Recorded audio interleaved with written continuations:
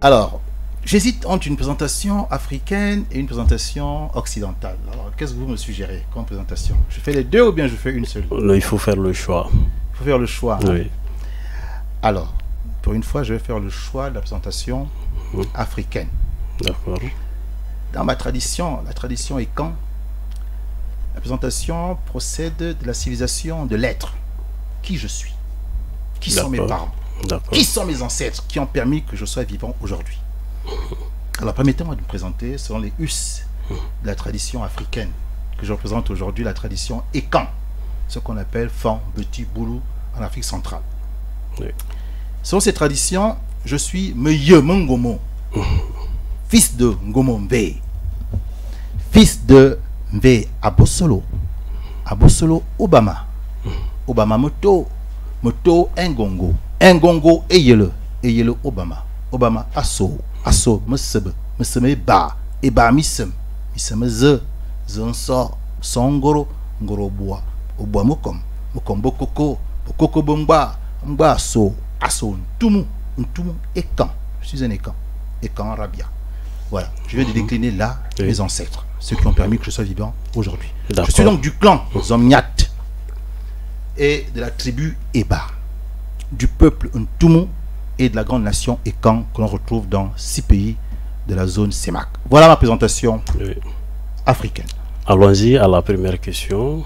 Pourquoi vous êtes à Bamako ici, M. Privat Ngomo? Je suis venu à Bamako avec 2 casquettes.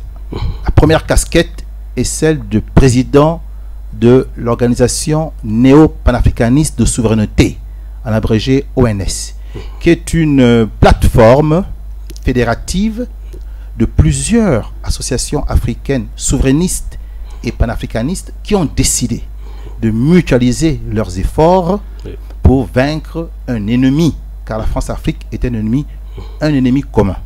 Pendant plus de 62 ans, nous avons essayé seuls de l'affronter, on n'y arrive pas. Maintenant, nous nous mettons ensemble et nous allons attaquer la bête pour en finir avec elle. La bête, c'est qui? La bête, c'est la France-Afrique, c'est-à-dire une pieuvre qui a sa tête au Gabon et en Côte d'Ivoire à cause des bases militaires, et qui a ses pieuvres dans l'ensemble des pays d'Afrique francophone et qui nous maîtrise. Il nous faut donc tuer la bête en plantant un pieu dans la tête du poulpe. C'est ce qu'on va faire. Et pour ce faire, justement, on a besoin d'avoir la solidarité et la force de tous les Africains unis. Le Gabon seul ne peut pas réussir. Mais pourquoi vous avez porté votre choix sur Bamako? Bamako. Alors, depuis que la révolution populaire qui a fait tomber le régime d'Ibrahim Boubacar Keïta s'est réalisée dans votre pays, le Mali, et à Bamako, toute l'Afrique, le monde entier regarde Bamako. N'est-ce pas? Et nous ne voulons même pas repartir dans le passé, à l'époque de l'Empire du Mali, ou alors de la charte du Mandé, qui a posé les bases d'une civilisation africaine qui respecte le droit de l'homme. Non, on ne va même pas encore si loin. On a l'actualité là. Ce que Bamako est en train de faire est une leçon de souveraineté, de dignité et de respectabilité que les Africains montrent au monde entier. Donc, un Africain qui est relativement au fait des questions, des enjeux de ce monde, ne peut pas rester insensible à l'expérience malienne. Il faut donc venir à Bamako, car le destin du Mali et le destin de l'Afrique se joue ici. C'est la raison pour laquelle je suis venu ici pour parler de la conférence de Bamako. Voilà ma raison. Vous êtes à Bamako, on va venir à côté de Boubacar Bokoum. Boubacar Bokoum, vous êtes chef de parti politique et M. Ngomo vient d'affirmer tout de suite que le Mali est l'un des pierres angulaires de la lutte panafricaniste. Comment vous voyez en tant que chef d'un parti politique au Mali ici? Écoutez, c'est avec beaucoup de fierté, de satisfaction que je reçois aujourd'hui mon frère devant cette tribune pour parler effectivement du rôle que joue le Mali aujourd'hui dans la lutte panafricaine. Vous savez, c'est important d'abord que les uns et les autres comprennent la notion de la souveraineté que nous partageons en réalité. Parce que nos États, en réalité, ont toujours été gérés par des chefs d'État mis en place par l'oligarchie occidentale, ce qu'il a appelé la bête. La bête n'est autre chose que tout ce qui est les intérêts financiers du capital bancaire mondial. Et il y a une grande couleuvre qui s'appelle la famille Rothschild, une famille juive qui détient l'économie mondiale, qui manipule l'économie criminelle, qui fait et défait, qui décide aujourd'hui d'aller au dépeuplement du continent africain pour s'accaparer de ses ressources. Alors tous ces mécanismes mis bout à bout montrent qu'effectivement, dans le principe de la balkanisation du continent, comme il l'a dit, individuellement, aucun de nos pays ne peut se débarrasser de ces tentacules. Donc, nous pensons à un moment donné que cette intelligence de fractionnement a fragilisé suffisamment les États. Et effectivement, l'échec de Nkrumah en son temps a pris sa naissance là, dans l'esprit de la balkanisation, de l'esprit de l'élite africaine. Parce qu'au lieu de faire face au continent africain dans sa globalité, comprendre que nous avons les mêmes problèmes et que nous devons tous nous mettre ensemble pour trouver les solutions des problèmes, l'intelligence a été de nous fractionner pour que chacun dise, parce qu'on a créé l'esprit de la compétition, pour que chaque État individuellement dise, oui, moi je suis le plus développé. Le Sénégal dira que oui, moi mon taux de croissance il est à 4, il est à 6. Oui. La Côte d'Ivoire vous dira qu'effectivement ils sont à 40% actionnaires de la BCEAO, donc c'est un pays émergent. Ce qui est entièrement faux. Aucun pays de l'Afrique subsaharienne adossé à la France n'est un pays développé. C'est faux. Ni émergent, c'est archi faux. Donc cette intelligence de fractionnement et de la division, et en mettant des degrés d'évolution pour nous mettre dans l'esprit la compétition et nous faire croire que l'autre avance et l'autre n'avance pas, alors que personne d'entre nous ne bouge en réalité, fait qu'effectivement nous avons du mal à être unis. Il faut qu'à un moment donné, que les Ivoiriens qui voient les infrastructures pousser comme des champignons à Abidjan comprennent que ces infrastructures ne les appartiennent pas. Ça appartient au capital financier. Les entreprises qu'ils ont là-bas ne les appartiennent pas. Ça appartient à Bolloré, à bien d'autres multinationales en France. Le Sénégal, c'est pareil, Orange France. Et chez nous, Orange Mali. Donc, il faut qu'à un moment donné, qu'on comprenne que si nous voulons rentrer dans la logique de la souveraineté, il faut que nous soyons nous-mêmes et que nous soyons ensemble. C'est là que nous allons être à mesure d'avoir un satellite pour notre téléphonie, pour l'Afrique. Avoir la monnaie unique pour l'Afrique. Avoir une économie unique pour l'Afrique. Et nous allons définir une politique commune, être les États-Unis d'Afrique. C'est à ce moment qu'effectivement l'Occident va commencer à nous respecter. Et tant que nous n'aurons pas atteint ces objectifs, ça veut dire que nous prêchons dans le désert. Donc c'est pour vous dire effectivement que l'arrivée de M. Ngomo au Mali montre à suffisance que cette génération qui a trahi est en train de disparaître. Aujourd'hui, nous avons une jeunesse consciente qui a fait les mêmes études que ceux qui sont en train de diriger aujourd'hui la France. Macron ne nous apprend rien en économie. Macron ne peut pas nous apprendre comment on gère un pays. Alors, on est surpris que nos chefs d'État, pour la plupart, ont peur d'affronter cette bête. Aujourd'hui, nous avons une nouvelle génération qui a décidé de le faire pour le bonheur de nos enfants et de nos petits-enfants. Vous pensez que ce qui se passe aujourd'hui, c'est d'affronter la France au Mali ici? Il ne s'agit pas d'affronter la France au Mali parce que les gens y déplacent le problème. Il s'agit d'affirmer, de réaffirmer la souveraineté de l'État du Mali. Parce que quand les gens parlent de la France, on voit la France. Mais qui est derrière la France? Les multinationales, ce n'est pas que la France. Les États-Unis sont derrière la France. Parce que quand vous voyez comment le Mali est aussi pauvre alors que nous avons des ressources, c'est l'ajustement structurel. C'est la dévaluation des francs CFA. C'est la monnaie. C'est l'emprise que ces pays ont sur notre économie. Et le FMI et la Banque mondiale est un tandem de la France et des États-Unis. Donc les gens ne voient pas les États-Unis, alors que le grand prédateur, c'est les États-Unis. C'est la doctrine anglo-saxonne qui engendre même l'esprit de la colonisation. Et ça date de 1496 à travers Harry VII, qui a donné une lettre patente à la famille Cabot, qui au départ était un Italien, mais qui s'est naturalisé anglais, à qui on a donné beaucoup d'argent pour venir visiter et prendre les terres et les donner aux colons. Et donc, si vous avez une telle doctrine qui est enclenchée par les États-Unis, entretenue par l'Angleterre, et les États-Unis utilisent ce même phénomène au Canada pour mettre les Indiens dans les réserves. C'est les Indiens qui sont les propriétaires des richesses de cette zone. Donc, cette même doctrine est là en Afrique et ça nous empêche de profiter de nos ressources. Donc, il ne s'agit pas de la France en tant que telle. Il s'agit d'un système financier mafieux qui, à travers le système des Nations Unies, parce que là aussi, il faut qu'on en parle. Les Nations Unies, c'est en 1945. Oui. Et en 1945, quel était cet État africain, à part un ou deux pays de mémoire, oui, qui étaient indépendants en 1945? À la conférence de Yalta, on n'était pas présent. En 1885, quand on divisait l'Afrique, on n'était pas présent. Alors, est-ce que les Nations Unies ont été faites pour nous, nos intérêts? Je suis désolé. C'est pour les intérêts des gagnants de la Deuxième Guerre mondiale. Et nous ne sommes pas acteurs des gagnants de la Deuxième Guerre mondiale, quand bien même on a été utilisé comme chair de canon à la Deuxième Guerre mondiale. Mais en retombée, qu'est-ce qu'on a eu? C'est Tcharoï qu'on a eu. Des millions de tirailleurs massacrés à Tcharoï parce que simplement, ils ont revendiqué leur solde. Alors, vous pensez que de ce postulat, nous devons être encore dans la constipation intellectuelle pour continuer à accepter que ce même principe, que ce même dictat, que ces mêmes mécanismes qui ne disent pas leur nom continuent à gouverner nos États.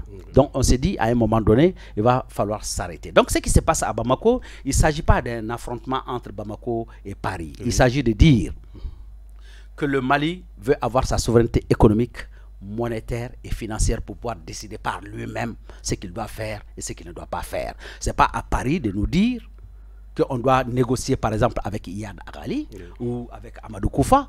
Ce n'est pas à la France de nous dire comment nous devons gérer nos entreprises. Ce n'est pas à la France de nous dire quel président nous devrions avoir, quel président respecte les dictats de Paris ou pas. Donc cette soi-disant communauté internationale est en général un club de voyous. Donc il faut renégocier. Il faut aujourd'hui que nous disions à la face du monde qu'on ne va plus se laisser gérer par des voyous, par des voleurs, par des usurpateurs, par ceux qui sont dans le blanchiment, dans la corruption et dans la dissimulation de la richesse. Donc nous voulons aujourd'hui que l'Afrique soit gérée par des fils dignes de ce pays. Donc il faut que nous soyons capables de travailler à retrouver notre dignité, à restaurer la grandeur de notre société. Il a fait allusion à Kourkan-Fouga, il faut restaurer. Et il faut aujourd'hui que la jeunesse arrête d'être formée pour aller dans la rue ou être formée pour aller se battre au front, alors que nous faisons aujourd'hui un combat qui n'est pas le nôtre. Le terrorisme n'est pas notre combat. C'est un mécanisme mis en place par l'Occident à travers la CIA et bien d'autres sociétés affiliées à la mafia internationale qui nous imposent ce combat. Alors pourquoi nous devrons tuer nos enfants? Pourquoi nous devrons mettre autant de richesses pour défendre notre pays alors que nous ne sommes pas responsables de ce qui nous arrive? Donc à un moment donné, ce qui se passe à Bamako, c'est le déclic parce que l'État du Mali est le précurseur de l'unité africaine. L'État du Mali va permettre aujourd'hui à tous les Africains de comprendre qu'à partir du Mali, nous pouvons fédérer l'ensemble du continent africain. D'accord. Monsieur Privat Ngouma, aujourd'hui, quelle influence l'extension, quelle est l'influence ou l'extension du mouvement panafricaniste en Afrique ici, aujourd'hui? En Afrique, au Mali, en Afrique, au Gabon? Partout en Afrique. Alors, il faut dire que, de manière historique, il y avait quelques intellectuels et quelques hommes politiques africains qui étaient gagnés à cette pensée panafricaniste. Nous pensons à Sékou Touré, à Modibo Keïta, Kwame Nkrumah, Julius Nyerere et les autres. Ils n'étaient pas très nombreux. Oui. Et les populations n'étaient pas également édifiées sur cette idéologie pourtant très importante. Oui. Et ces leaders qui ont eu le pouvoir n'ont pas réussi en 1963 à imposer les États-Unis d'Afrique. Kwame Nkrumah a été battu par Houphouët-Boigny, par Léon Mba et par tous ceux qui, dans le groupe de Monrovia, ne voulaient pas d'une Afrique fédérale, ils voulaient d'une Afrique en coopération d'État. Et c'est ce qui est arrivé. 62 ans après, quel est le bilan?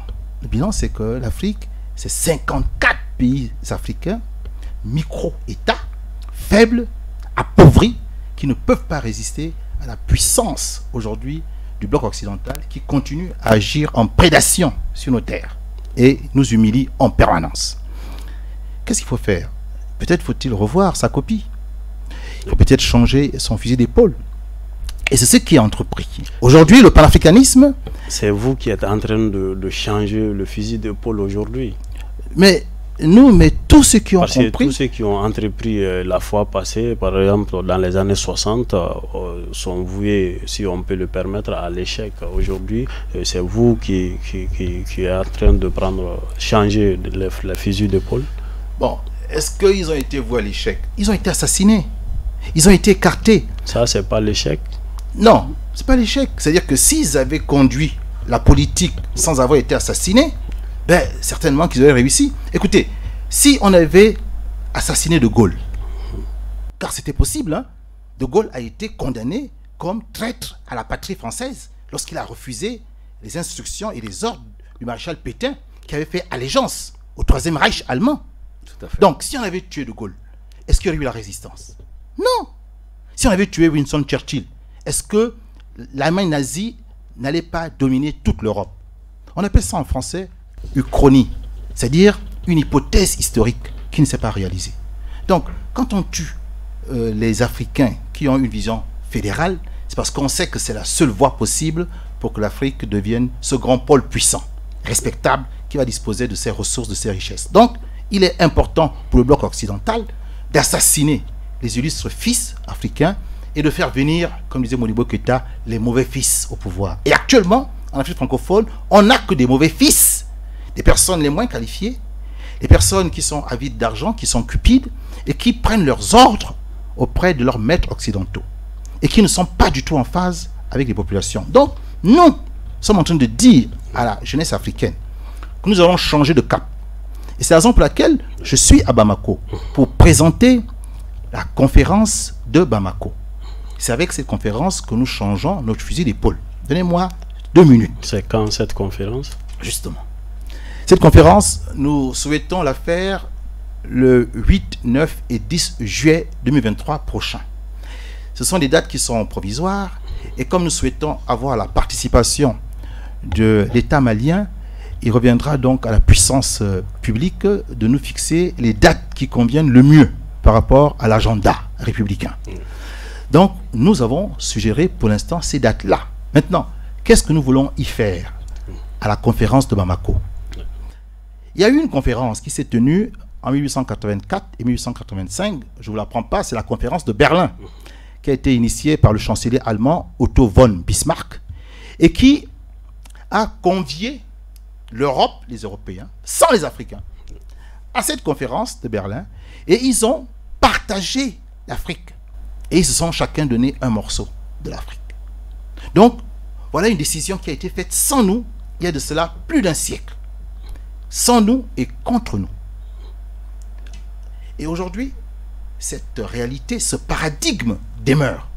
Les Africains sont encore dans ces logiques de frontières artificielles mises en place par le Congrès de Berlin. Il faut l'admettre.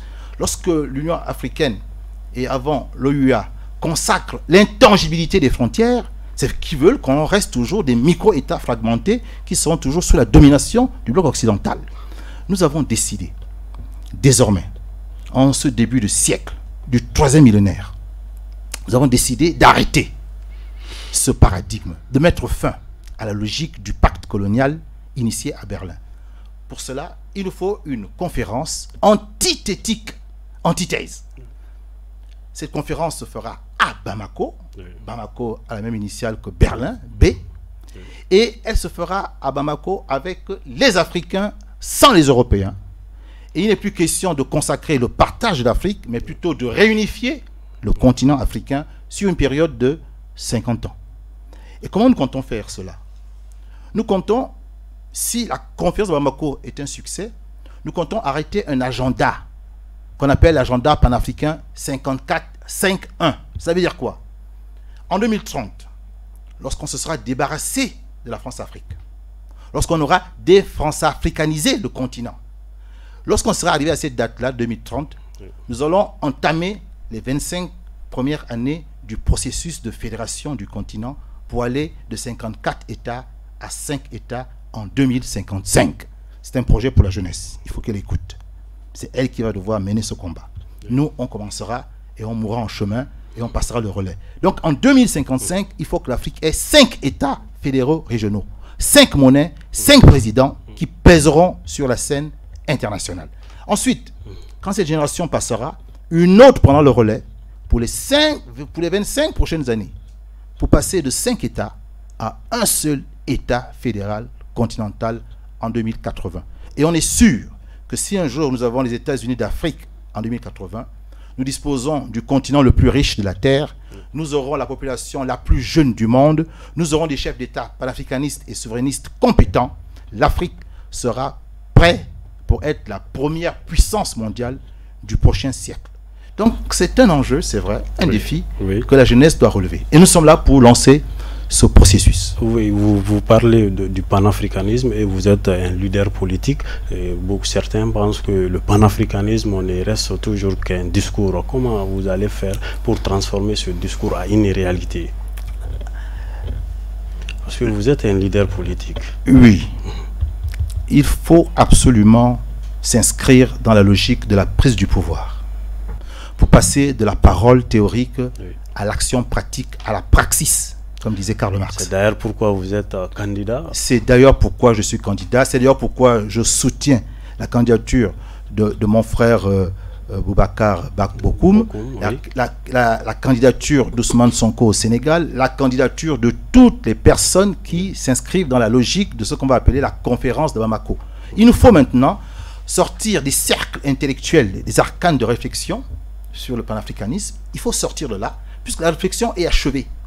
La sensibilisation a été faite. Pendant près de 10 ans, les influenceurs qu'il faut saluer ici, Kémy Séba, Nathalie Yamb, Franklin Nyamsi, que nous saluons au passage et dont nous soutenons le combat, Amina Fofana, qui est ici, Ben Le Cerveau, Mohamed Traoré, Donald Gouma, donc tous ces jeunes Africains qui ont pris conscience qu'il fallait sensibiliser les jeunes Africains pour les véritables enjeux.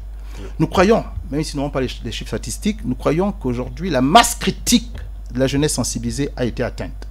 Mais maintenant que les gens sont sensibilisés, comment peut-on agir de manière concertée?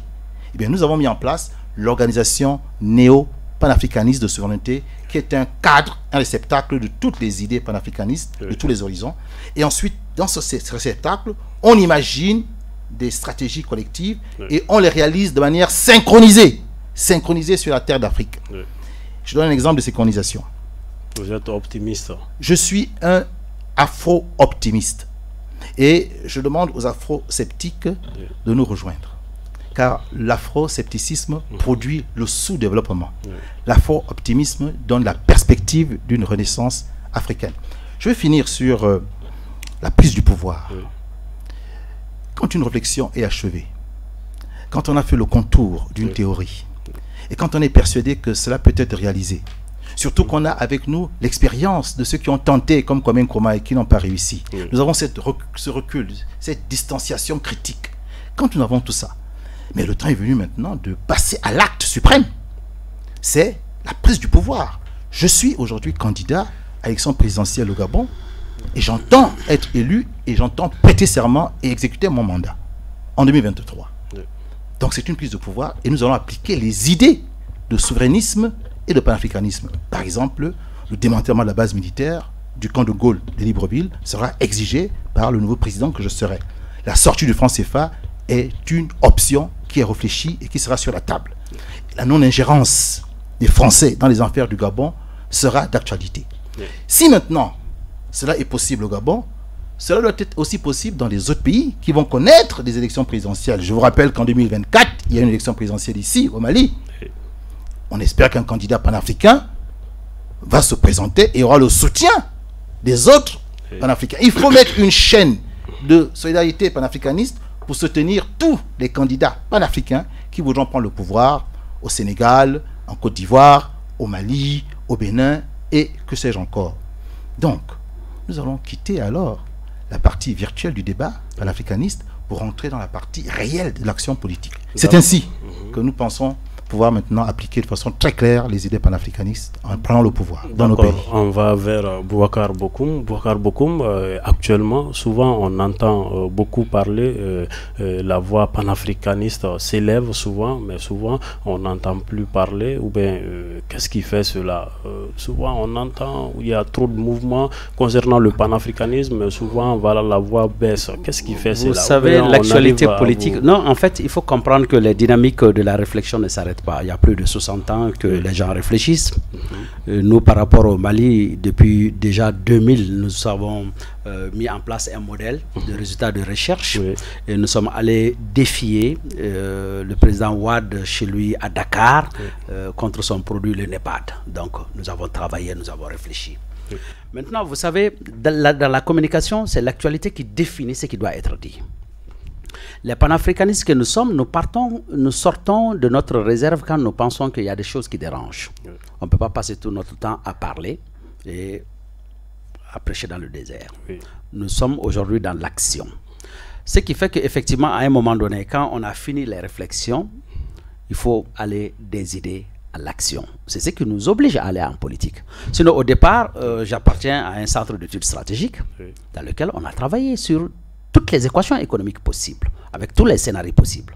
Mais malheureusement, quand vous les proposez aux dirigeants, eux-mêmes sont dans l'indignité, ils sont effectivement dans une posture où eux-mêmes sont complices de nos prédateurs, ce qui fait qu'effectivement le message ne passe pas. Donc on s'est dit à un moment donné... Mais qu'est-ce qui fait cela? Qu'est-ce qui fait réellement cela? Parce que souvent, est-ce que les dirigeants n'ont pas peur d'entamer cette lutte? Mais forcément, ils ont peur parce que, vous voyez, les conflits de post-électoraux dans nos pays viennent du fait que souvent, si le peuple exige qu'il y ait un président qu'eux-mêmes veulent. Chaque fois que vous avez un président qui est aimé par son peuple, vous avez forcément, s'ils n'ont pas pu renverser en volant les élections pour donner à celui qui n'a pas gagné, on crée un conflit post-électoral. Donc, dans le conflit post-électoral, vous avez 90% de chances d'être tué. Nous sommes dans le combat panafricain, mais nous sommes sous attaque quotidienne. La preuve en est qu'aujourd'hui, Niamsi, il est suspendu de ses fonctions professorales de façon injuste. Il s'agit de Franklin Niamsi, Ouah Cameroun, Ouah Africa, Ouah Mali. Donc, un panafricaniste qui, d'après les services de renseignement français, joue contre les intérêts de la France. Donc ça veut dire que Franklin veut les intérêts du Mali.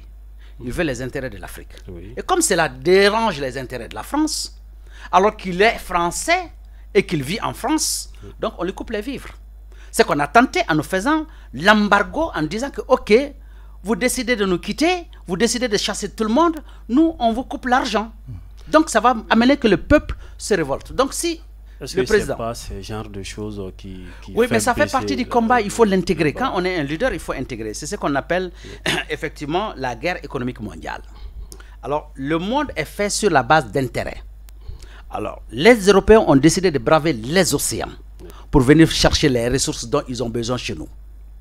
Alors, diantre, comment voudriez-vous que nous qui sommes les propriétaires de ces ressources, on s'assoit tranquillement et on trouve que c'est tout à fait normal qu'ils prennent nos ressources, c'est tout à fait normal que nous vivions de subsidies. Et quand nous, on parle de ça, on dit non, vous êtes des rêveurs, vous êtes contre la France, mais on est contre personne. On veut juste que ce qui nous appartienne puisse nous revenir de droit. Pour caricaturer ce que je dis, c'est juste dire, comme vous êtes d'obédience musulmane, peut-être que M. Ngomo ne comprendra pas ce que je vais dire. Mais la caricature, c'est de dire qu'à la fête de Tabaski, vous payez un bœuf. Et vous ne savez pas égorger, vous ne savez pas dépecer. Vous appelez le boucher, il dépèce pour vous et il vous donne la peau. Il vous dit, monsieur, vous avez bien fait de payer un beau bœuf à 500 000 francs CFA. C'est gentil, mais vous ne savez rien faire. Vous ne savez pas l'égorger, vous ne savez pas le dépecer. Je le fais pour vous. Et vous prenez les os et la tête et puis vous dégagez. Alors, c'est ce qui se passe avec les Africains dans nos contrats miniers. C'est ce qui se passe avec les Européens par rapport à tout ce que nous avons comme relationnel. Vous prenez le FMI et la Banque mondiale.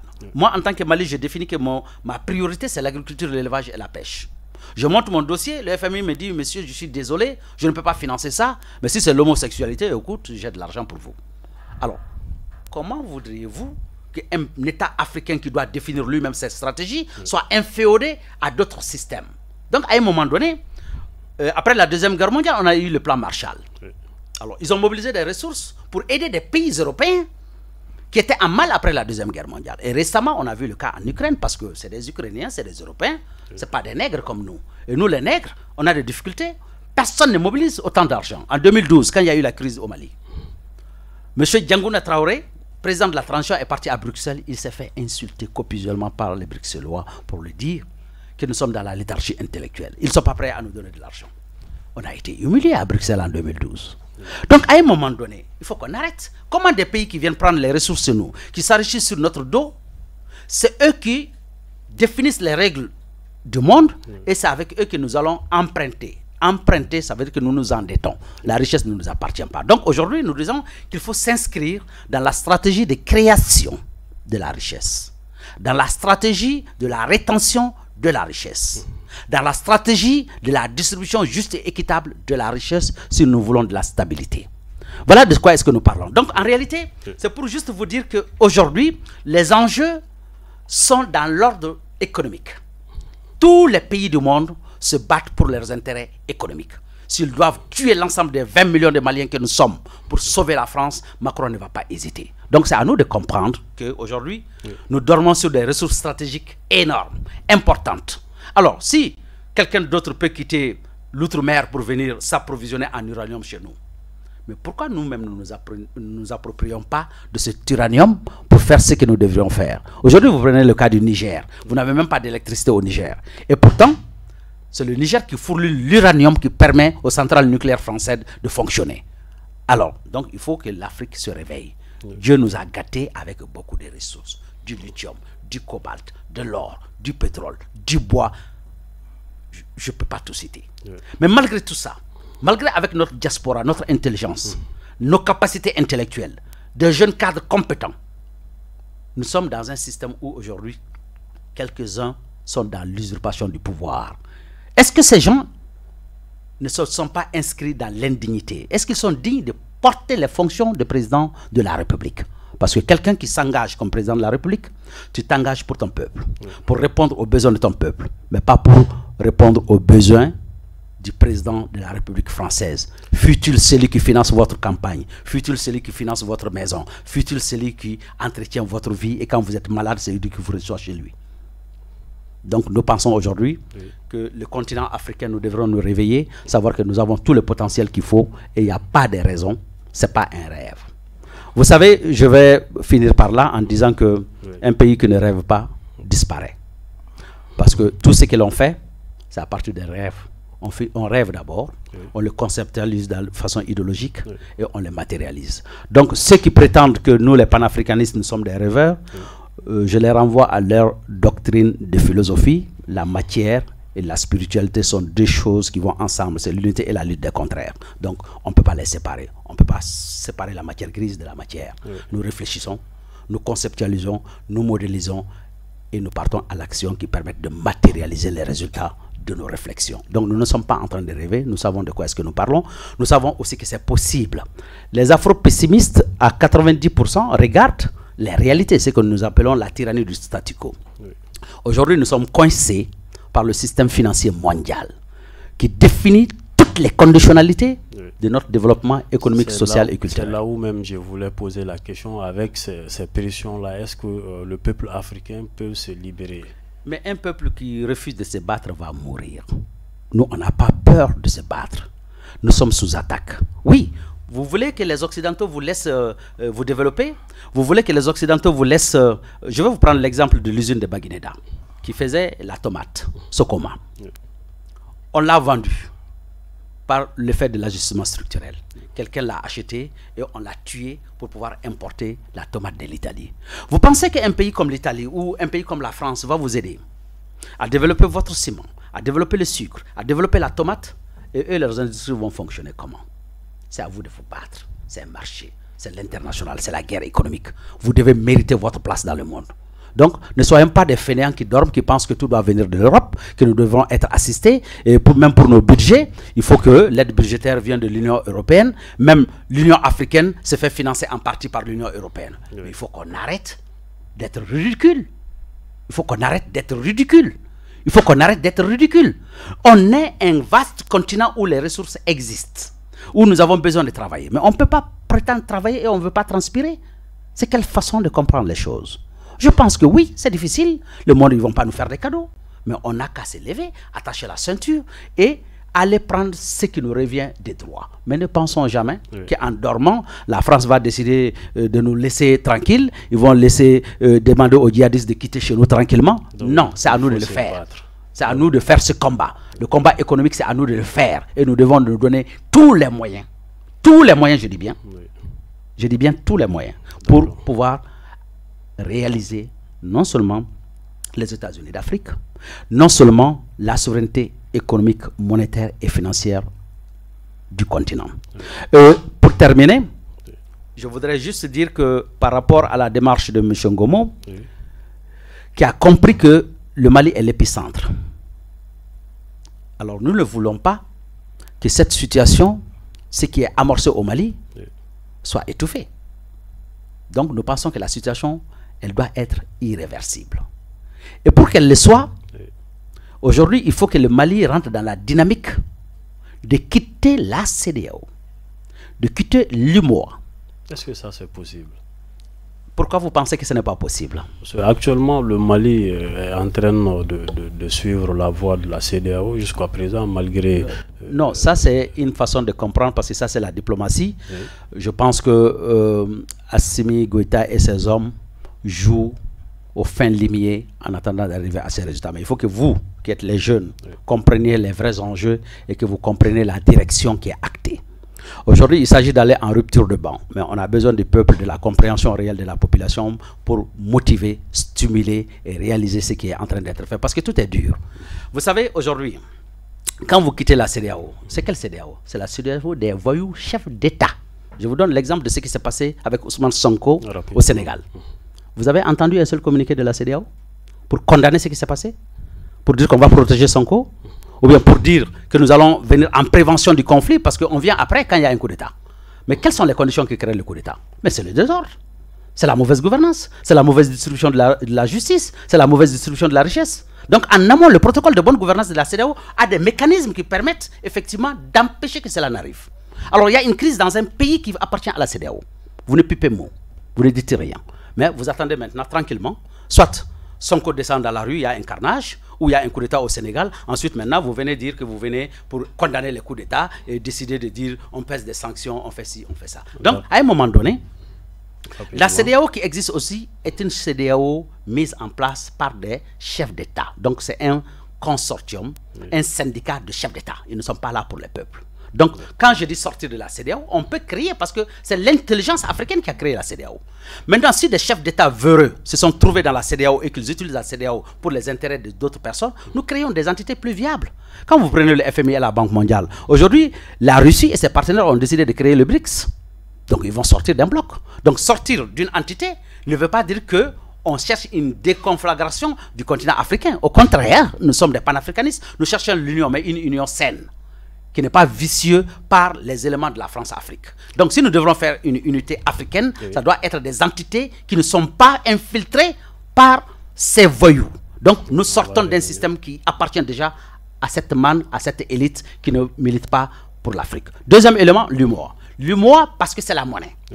Celui qui détient ta monnaie contrôle ton cerveau, contrôle ton ventre. Et quand quelqu'un a faim, ce n'est pas évident qu'il soit capable de réfléchir. Donc, cette souveraineté monétaire commence par la sortie du franc CFA qui n'est que du papier, qui n'est qu'une monnaie de singe, qui n'est que de la duperie.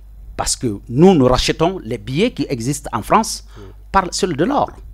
Tout ce que nous faisons. Alors, pourquoi nous achetons tout avec l'or et que nous ne pouvons pas utiliser cet or pour acheter ce dont nous avons besoin ailleurs? Donc si nous avons cette possibilité, c'est à travers une monnaie que nous-mêmes nous aurons créée et qui est adossée à cet or. Ça veut dire que l'or, si vous avez un wari, comme on le dit dans le jargon aujourd'hui, un wari contient peut-être 2 grammes d'or. Donc n'importe où dans le monde, quand vous avez besoin d'un produit qui coûte 2 grammes, vous êtes capable de le payer dans la valeur des 2 grammes. Mais aujourd'hui, vous avez un papier qui ne sert à rien que localement, entre nous. Et quand vous arrivez même à Paris, vous n'êtes même pas capable d'avoir un paquet de cigarettes avec un billet de franc CFA. On va revenir avec ça. Et M. Privat Ngomo, il y a une relation entre l'Afrique aujourd'hui qui s'élève maintenant, entre l'Afrique et la Russie. Et comment vous voyez ces relations-là, qui est d'actualité aujourd'hui? Mais c'est une relation ancienne. Et le temps est peut-être venu d'éclairer les Africains sur cette relation entre la Russie et l'Afrique. D'abord, le mot slave, slavery, qui veut dire en français esclavage. Le mot slave vient d'un peuple qui s'appelle les Slaves. Et les Slaves, ce sont les Russes.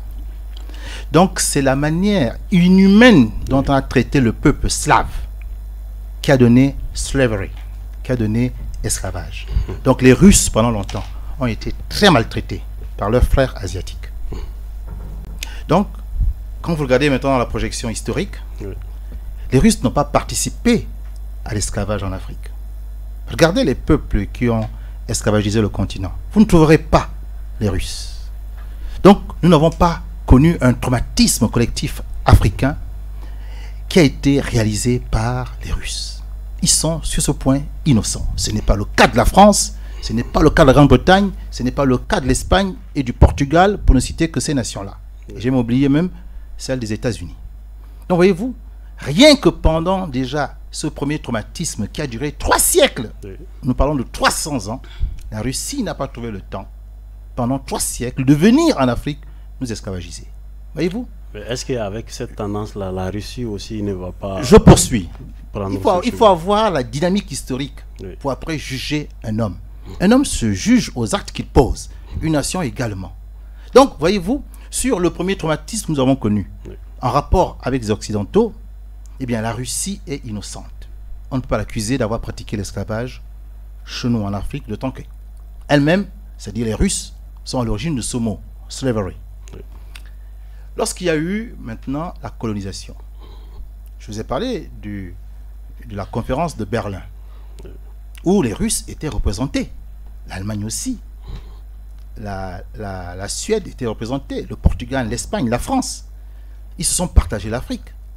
La Russie a-t-elle eu un bout de terre africain? Non. Non. La Russie a participé à la conférence de Berlin, mais n'a eu aucune terre en Afrique. Donc, elle ne s'est pas rendue coupable du partage et du dépaissage du continent africain. C'est un deuxième point positif qu'elle marque vis-à-vis des Africains. Quand arrive maintenant la folie de grandeur d'Hitler, qui a voulu dominer le monde entier, car l'Allemagne a estimé, et c'était judicieux, de penser qu'il suffisait simplement de faire tomber les empires coloniaux pour accéder à leurs colonies. C'est ce que l'Allemagne a fait. Mais elle a été vaincue par qui? Par les Russes. Et lorsque nous, les Africains, comme disait mon frère Bokoum, nous sommes partis comme des chairs à canon nous battre contre l'Allemagne nazie, aux côtés des Occidentaux, ces derniers, De Gaulle, avaient promis l'indépendance, la liberté aux pays africains. Mais lorsque l'Allemagne a perdu la guerre, qu'a fait De Gaulle? Il s'est déjugé. Il n'a pas respecté sa promesse.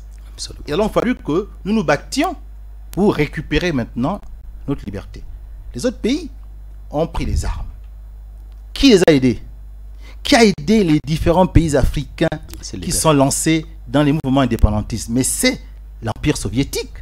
Car de l'Empire de Russie, on est passé à l'Empire soviétique avec la révolution bolchevique de 1918 et 1919. Donc, la Russie a aidé les Africains à se débarrasser des griffes des empires coloniaux. La Russie a soutenu l'Algérie d'Ahmed Ben Bella contre la France. La Russie a soutenu Sékou Touré, le Guinéen, contre la France. La Russie a soutenu Amical Cabral, le Guinée-Bissau, contre le Portugal. La Russie a soutenu Agostinho Neto d'Angola contre le Portugal. La Russie a soutenu Edouard Mondlane ou encore Samora Machel du Mozambique contre le Portugal. La Russie a soutenu la plupart des colonies britanniques, Zambie ou alors à l'époque la Rhodésie devenue Zimbabwe, la Tanzanie, contre le bloc britannique. La Russie a soutenu l'ANC de Nelson Mandela. Donc, chaque fois que les Africains ont eu besoin de se débarrasser des griffes du bloc occidental, les Russes ou les Soviétiques ont été présents. Et là maintenant, les Russes sont en train de nous aider. Certains disaient qu'au moment où Kadhafi était au pouvoir en Libye, la Russie n'a pas pouvoir mettre ses veto pour ne pas que l'OTAN frappe la Libye. Comment vous voyez cela? Vladimir Poutine a expliqué que l'OTAN a trompé. L'OTAN a trompé le monde. Ils partaient pour une mission particulière et ils ont dérapé. Poutine l'a expliqué. C'est la raison pour laquelle, pour ce qui est de la Syrie, il a mis le haut là. Est-ce que cette raison tient debout? Mais bien sûr, puisque vous parlez là d'une seule raison. Je viens de vous donner pratiquement 500 ans d'histoire. Vous allez mettre en cause 500 ans d'histoire par rapport à une décision où on sait que l'OTAN a trompé le monde. Il était question de mettre un couloir aérien. C'était tout. Il n'était pas question de descendre, capturer Kadhafi et l'assassiner. Quand ça a été fait, la Russie a pris acte. Et voilà pourquoi elle n'a plus voulu qu'en Syrie, cela se répète. Je veux dire que la Russie a toujours été du côté des Africains. C'est ça qu'il faut aujourd'hui annoncer. La Russie a soutenu le président Touadéra pour vaincre les rebelles soutenus par la France. La Russie est en train d'aider le Mali d'Assimi Goïta contre les djihadistes. La Russie va aider certainement le Burkina Faso d'Ibrahim Traoré. Donc, quand vous regardez finalement, je termine là, le parcours de la Russie, vous ne pouvez en aucun cas dire que nous allons remplacer le maître colon français par le maître colon russe. Parce que chaque fois que les Russes nous ont aidés à nous libérer des griffes occidentales, ils n'ont pas imposé leur langue, le russe, ils n'ont pas imposé les bases militaires dans le pays libéré, ils n'ont pas imposé la monnaie, le rouble, ils n'ont pas fait. Voilà les éléments qui montrent de manière factuelle que la Russie n'est pas un prochain colon, c'est un peuple qui respecte la souveraineté africaine et qui veut développer avec nous des rapports d'égal à égal. C'est ça le nouveau partenariat que l'Afrique recherche désormais. Aujourd'hui aussi, on parle de la fédération Mali, Burkina, Guinée. Comment vous pensez de cela en tant que panafricaniste? Oui, ça aussi, c'est un chemin vers le panafricanisme, réalité. D'abord, je me réjouis que nous avançons vers les États-Unis d'Afrique. On commence petit. Il faudra travers l'union de ces trois pays. Et bien sûr, dans le 54-5-1, le projet qui nous fait passer de 54 États à 5 États fédéraux régionaux et de 5 États fédéraux régionaux à un seul État fédéral continental dans le temps. Mais si déjà nous avons la fédération Mali, Burkina Faso et Guinée-Conakry. Bon, ça fait penser un peu à la fédération du Mali, à l'époque du Modibo Keïta, qui a été explosée par la France à travers donc son valet Senghor. Mais moi je peux que me réjouir, car c'est peut-être là l'embryon de l'État des États-Unis d'Afrique de l'Ouest.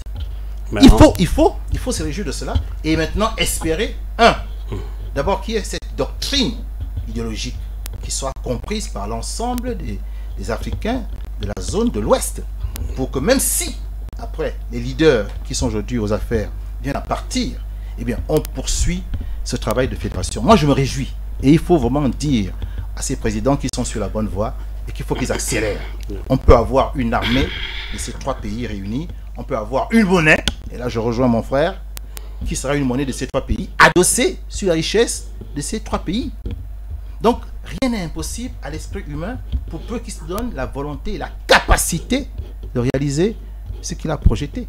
Donc moi je me réjouis de cette fédération et j'espère vraiment qu'un jour elle portera un nom et ce sera l'embryon des États-Unis d'Afrique de l'Ouest. Et j'espère qu'au niveau de l'Afrique centrale, on pourra aller dans ce sens aussi vers les États-Unis d'Afrique centrale, les États-Unis d'Afrique de l'Est, les États-Unis d'Afrique australe et les États-Unis d'Afrique maghrébine. Ça nous fera donc 5 États fédéraux régionaux et 5 présidents africains qui parleront maintenant pour l'Afrique et non pas les 54 présidents qui ne sont que des petits roitelets et qui ne pèsent pas sur la scène internationale.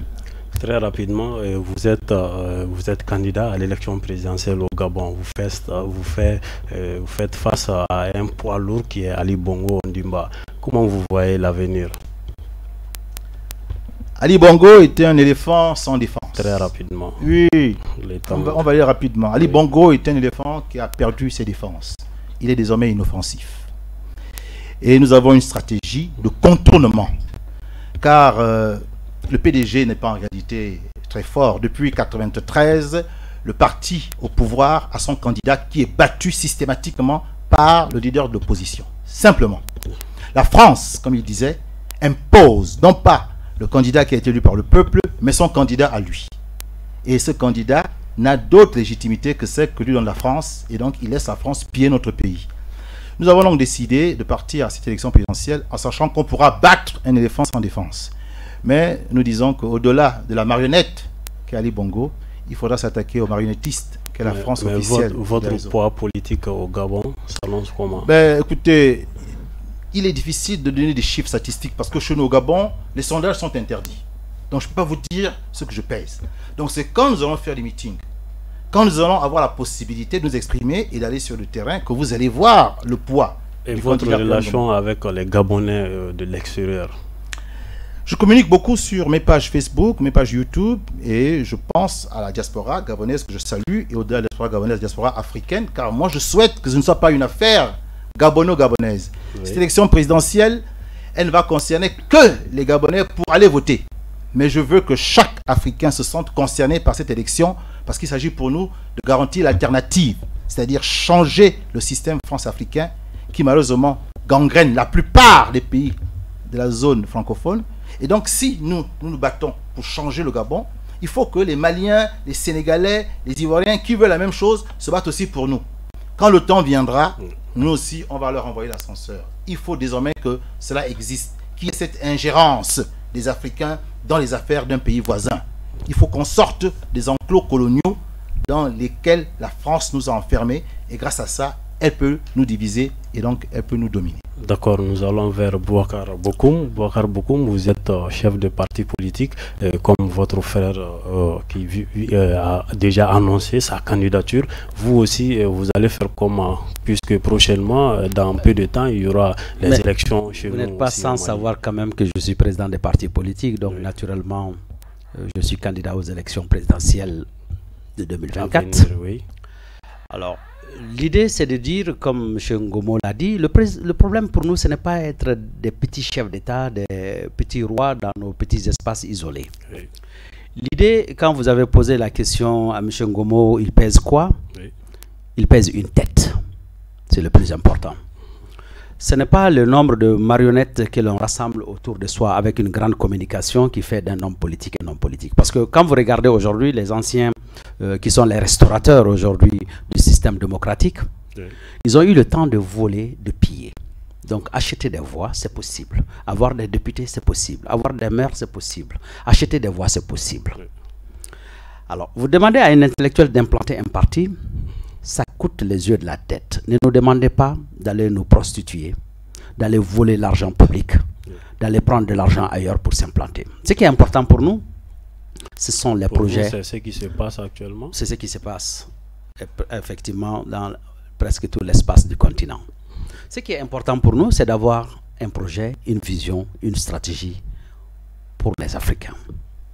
Aujourd'hui, nous, au niveau de notre parti, nous avons dégagé une vision très simple. Nous avons compris que historiquement, mon frère Ngomo l'a rappelé, la charte de Kouroukanfouga, ce n'est pas que Kouroukanfouga, on a une histoire plus riche que Kouroukanfouga. Kouroukanfouga, c'est juste une partie visible de l'iceberg qui a été écrite naturellement par nos colonisateurs qui nous ont amené l'écriture et qui en parlent. Mais il y a autre chose plus importante que Kouroukanfouga. Donc nous avons développé la vision de ce que nous appelons la dignité qu'il faut retrouver. Parce que chacun d'entre nous qui est issu d'une famille a une dignité. Et l'être humain, ça commence d'abord par ça, le respect de ta dignité. Ce qui a été bafoué par l'esclavage et la colonisation. Donc nous voulons retrouver cette dignité. Ensuite, nous avons des sociétés historiquement grandes. Quand on vous dit Diarra Traoré, ça veut dire quelque chose. Vous êtes issu d'une histoire, mon frère, en se présentant tout de suite, a parlé de sa lignée. C'est ce que nous appelons la grandeur de la société restaurée. Ça a un sens. Alors, le troisième élément, c'est de dire, ben, pourquoi nous n'existons pas dans l'économie mondiale? Pourquoi on a plus de 80% de notre jeunesse qui chôme? Pourquoi nous avons autant de dépravation? Ça veut dire que nous dépendons d'un système, nous formons des gens dont nous n'avons pas besoin, nous ne sommes pas dans l'économie réelle. Pourquoi? Donc, il s'agit pour nous d'aller à la troisième étape, à la mobilisation des ressources internes pour pouvoir relancer l'économie. Et notre économie, ce n'est pas le coton, c'est l'agriculture, c'est l'élevage et la pêche. Donc nous, on ne fonctionne pas en termes de budget. Budget, ce n'est que le fonctionnement de l'État. Ça s'arrête là. Et le reste du peuple, qu'est-ce qu'il fait? Il vit de quoi? Donc, fondamentalement, sur la base de ces 4 critères, oui, nous avons développé une doctrine. Une doctrine économique qui définit notre capacité à être nous-mêmes. Donc la monnaie est au centre de notre politique de développement économique et social. Donc nous sortons de toutes ces entités non viables pour créer tout de suite la monnaie, mais la branche Afrique. Troisième élément, c'est de dire que nous avons la capacité de créer le plein emploi jeune. Aujourd'hui, les femmes et les jeunes ont besoin de travailler. Et nous avons cette capacité, à travers cette mobilisation interne, d'employer plus de 80% de la jeunesse, pas dans l'armée, pas dans la protection civile, parce que la politique de développement du continent continue à créer des crises pour nous permettre d'engloutir l'argent et pour perdre notre jeunesse. Si cette guerre continue sous la forme militaire, dans 10 ans, dans 15 ans, vous n'avez plus de jeunes au Mali. Parce que toute la crème est en train d'être recrutée pour défendre la patrie. Simplement, cette patrie qui est attaquée par une bande de voyous, par une mafia, et qui a un dessous économique. Donc cette équation économique, nous allons la démonter pour ne pas permettre que nos enfants aillent mourir au front pour des causes qui ne sont pas réellement les enjeux nationaux. Alors l'autre chose, c'est de dire qu'aujourd'hui, quand vous regardez le développement économique, social et culturel, il est adossé à la valeur éthique et morale. Et les dirigeants que nous prenons aujourd'hui, la nouvelle génération, nous voulons avoir des dirigeants qui ont de l'éthique et qui ont de la morale. Donc vous ne pouvez pas mettre l'éthique et la morale dans le même vase que les voleurs. Alors, donc cette masse que les gens ont pour dire je suis implanté dans le pays, j'ai 50 comités, j'ai 50 sous-sections, j'ai 100 maires, j'ai 200 députés. Mais c'est quel genre de députés que vous avez? Des voleurs, des députés qui n'apportent aucune valeur ajoutée par rapport à la construction nationale, mais qui vous donnent une certaine envergure pour vous permettre d'être dans le système de prédation. Donc ce qui est important dans un parti politique, c'est qu'est-ce que vous portez comme valeur, comme projet. Donc aujourd'hui, les projets que nous portons sont compris par la jeunesse de façon générale et qui savent que nous voulons apporter une relance réelle pour leur permettre, eux, de prendre les relais demain avec une économie qui n'est pas celle que nous connaissons aujourd'hui. Et c'est ça le plus important. Ce n'est pas de dire que je suis président de CAI à Kidal, j'ai tant de structures. Le problème, ce n'est pas la structuration. C'est qu'est-ce que vous portez réellement comme projet, qu'est-ce que vous pouvez apporter comme valeur ajoutée. Et les gens, en s'appropriant du projet, il faut éviter de tomber dans le culte de la personne. Il faut éviter de tomber dans le culte du parti politique. On n'appartient pas à un parti politique pour être sectaire. On appartient à un parti politique pour servir sa nation. Donc, l'esprit, c'est de dire qu'on amène des projets structurants qui vont permettre au Mali d'émerger, qui vont permettre au continent d'émerger. Il y a d'autres mouvements panafricains qui vivent au Mali ici. Est-ce que vous entretenez des bonnes relations avec eux? Ben, on est en train d'entretenir de bonnes relations avec tout le monde, ceux qui sont panafricains et même ceux qui ne l'ont pas d'ailleurs, parce que la contestation ne nous dérange pas, c'est dans ça qu'on s'enrichit d'ailleurs. Mais ce qui est important de comprendre, ça veut dire qu'au moment de l'action, c'est pourquoi la conférence de Bamako est en train de préparer la plateforme pour réunir l'ensemble des panafricains et développer une stratégie commune qui va nous permettre de faire de l'Afrique un continent émergent. Si ce projet réussit, ça veut dire que sur le plan économique, l'Afrique, dans les 5 prochaines années, sera la deuxième puissance économique du monde. Vous voyez comment le projet il est ambitieux. Et c'est possible. Donc, c'est toutes ces plateformes et ces mécanismes, cette modélisation économique que nous sommes en train de mettre en place et le partager avec les autres panafricains et que les afro-pessimistes comprennent que l'afro-pessimisme ne nous sert pas. Soyons optimistes, soyons solidaires, soyons soudés et ce challenge, nous pouvons relever les différents défis. Mon mot de la fin. Mon mot de la fin, c'est de dire que nous invitons tous les panafricains à apporter leur soutien indéfectible à notre camarade Franklin Nyamsi, qui aujourd'hui est persécuté par l'État français. Alors, cela doit donner un déclic aux Africains pour comprendre. Si Nyamsi ne disait pas la vérité, pourquoi les autorités françaises s'acharneraient-elles sur lui? Pourquoi? Un monsieur qui n'est qu'un jeune professeur de son état, qui se met juste sur les réseaux sociaux à baratiner, pourquoi il inquiète autant l'État? Ça veut dire que ce qu'il dit a de la substance. Et si ce qu'il dit a de la substance, que les Africains ont compris, cette solidarité, cette chaîne de solidarité que nous sommes en train de mettre en place, ça fait peur, parce que simplement nous allons les exproprier de toutes nos ressources. Nous allons chasser toutes les multinationales qui nous exploitent de façon éhontée. Nous allons collaborer avec ceux qui seront d'accord avec nous pour partager la richesse de façon juste et équitable. Mais nous n'accepterons plus d'être volés par qui que ce soit. Et c'est ce qui fait peur à la France aujourd'hui. Donc aujourd'hui, cet acharnement contre M. Nyamsi, c'est le travail formidable que les panafricains ont fait par rapport à l'éveil des consciences. Donc aujourd'hui, Macron se rend compte que son sommet France-Afrique qu'il a voulu bricoler a échoué. quand il a voulu réajuster dans son centre d'études stratégiques pour voir quelle est la nouvelle orientation qu'il faut faire pour récupérer le Mali, pour que le Mali ne contamine pas les autres, on a traité de junte, on a fustigé toute personne qui peut avoir une acquaintance avec le Mali, et toute personne qui traite avec le Mali est menacée. Et récemment, vous avez vu ce qui s'est passé au Niger. Il a suffi que le chef d'état-major du Niger passe au Mali et le président Bazoum a été sommé de le changer. Donc tout ça, ça montre que quelque part, les démarches que nous sommes en train de faire, même si nous sommes aujourd'hui loin des résultats, nous savons que le fil nous tenons. Si vous voyez que pendant plus de 15 à 20 ans, nous continuons à nous battre, malgré les afro-pessimistes, malgré tout ce qu'on fait pour nous mettre les bâtons dans les roues, on continue à parler, on continue à résister.